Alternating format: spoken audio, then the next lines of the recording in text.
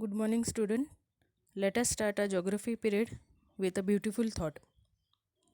Keep your face to the sunshine and you cannot see the shadow.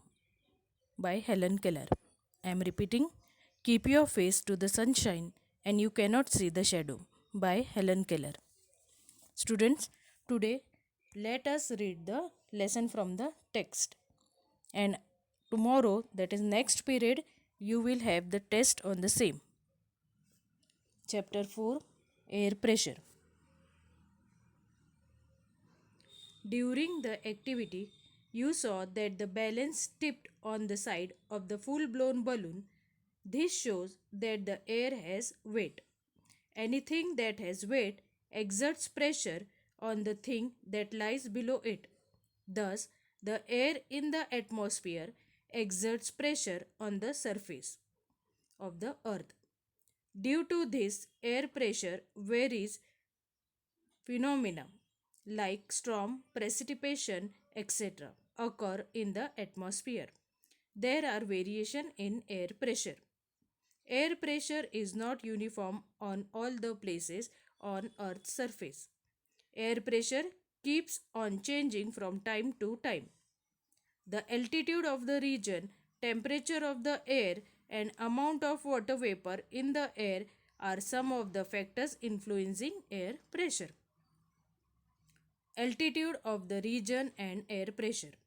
The proportion of dust in the air, water vapor, heavy gases, etc. is higher in the air closer to the surface of the earth. This proportion decreases with increasing altitude. As one moves higher and higher from the surface of the earth, the air becomes thinner and thinner. As a result, the air pressure decreases with increasing altitude. Air pressure and air temperature and air pressure.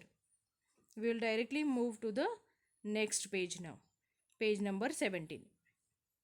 The air in the flying lantern gets heated once the candle is lit. The hot air expands, becomes lighter, and starts moving up. Therefore, the lantern is also lifted up towards the sky.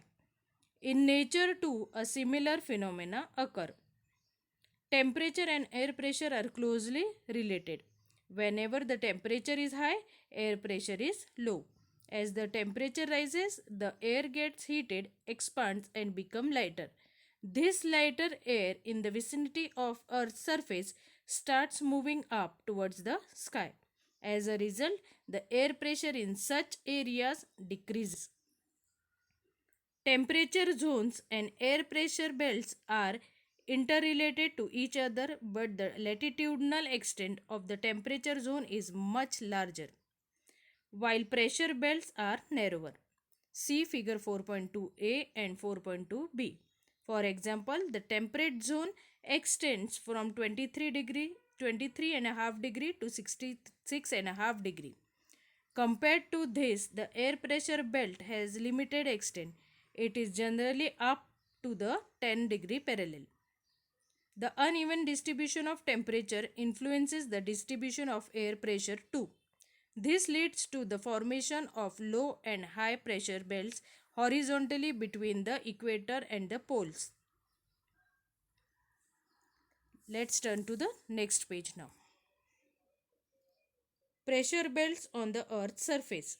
The heat received from the sun is uneven in different regions. Hence, the distribution of the temperature is uneven from equator to poles. As a result, the temperature zones are created. We have studied this in the previous class. Now, one by one, we will see the belts. Equatorial low pressure belt. The sun rays can be perpendicular between the Tropic of Cancer and Tropic of Capricorn.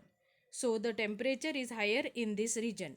Hence, air in this region gets heated, expands, becomes lighter and moves towards the sky. As this process operates continuously, a low pressure belt gets formed in the central part of this region between the parallels 5 degree north and 5 degree south.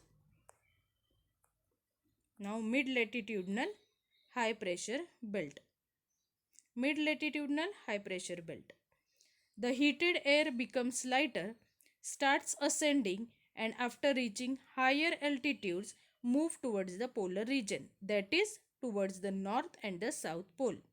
Due to the low temperature at the higher altitudes, the air cools down and becomes heavier. This heavier air descends between both the hemisphere in the region between 25 to 35 parallels.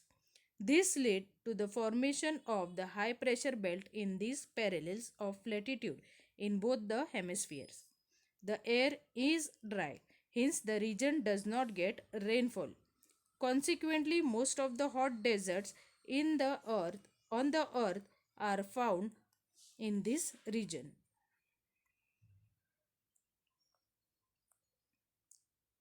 Now, subpolar low pressure belt. Due to the Earth's curvature, the area between the two parallels get reduced as we move towards the poles. As a result, in lesser friction of the air with the Earth's surface. Air in this region is thrown out because of this reduced friction and also because of Earth's rotational motion. This leads to development of a low pressure belt. This condition is observed in the areas between 55 and 65 parallel in both hemispheres. Polar high pressure belt. In both the polar regions, the temperature is below 0 degree throughout the year. Hence, here the air is cold. As a result, high pressure belt gets formed. These are called polar high pressure belts. They generally occupy the area between 80 and 90 parallel in both the hemisphere. The duration of and the intensity of sun rays varies during the particular period of year in both the hemisphere. As a result, the location of the temperature zone and the pressure belt depends on the sun's heat also vary. This change is the order of 5 to 7 towards the north in Uttarayan and 5 to 7 south in Dakshinayan. This is called the oscillation of pressure belt. We will just have a look at always remember. The major difference between the temperature zone and pressure belt is that the temperature zone are continuous and spreads from the equator to the poles from torrid to frigid. Pressure belts are not continuous and areas of pressure and low pressure are found in different regions from equator to the poles. Now effects.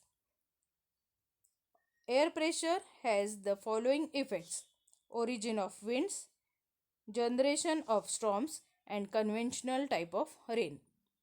Isobars, the line that joins the places of equal pressure on the map is called isobars. Next page, we will just have a look at always remember. Air pressure is measured in units of millibars. For this, an instrument called barometer is used. This air pressure at the earth's surface is measured with this instrument. Do you know?